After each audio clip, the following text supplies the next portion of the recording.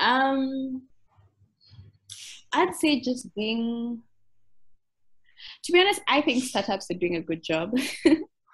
Like, I mean, I see so many founders doing amazing things already and doing, like just executing well and being close to their customers. I'm seeing that already. So I don't think that's maybe the, what, so here I use the word startups and founders very interchangeably just because of the early stage. Usually the startup and the founder are kind of the same thing. I think what founders could do better is spend a bit more time honing communication as a skill.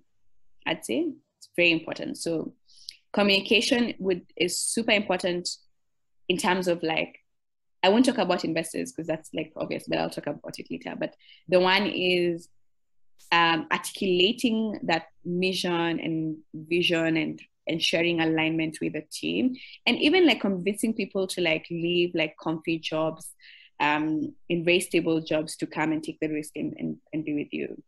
That communication skill, ability to sell to customers, ability to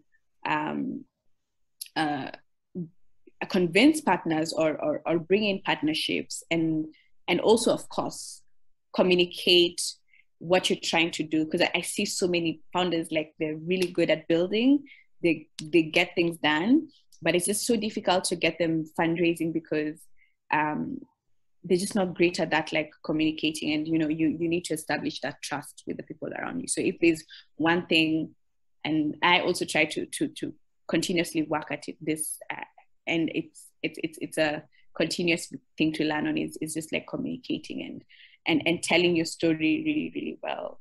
And also actually, now that I'm thinking about it, the importance of processes. I mean, I think so. Entrepreneurs are. I don't think entrepreneurs start being entrepreneurs so that they can like be told what to do or like do things in a very like rigid way. So I get the shying away, or sometimes it's like about time, maybe you're just very process oriented but you don't have the time to do it. But I'd say if you especially when you're almost scaling and you're at that point where you're seeing an inflection point, I think it pays so much to just like sit back a bit and just like create some processes. That way you're not dependent on like if someone leaves, you're like, yes, you have that like cost, or it's very difficult for you, but like you're creating a company DNA. And I think that can be done through processes. So you want the company to have its own breath and life. And the only way you can do that is create systems outside of yourself for that to stand.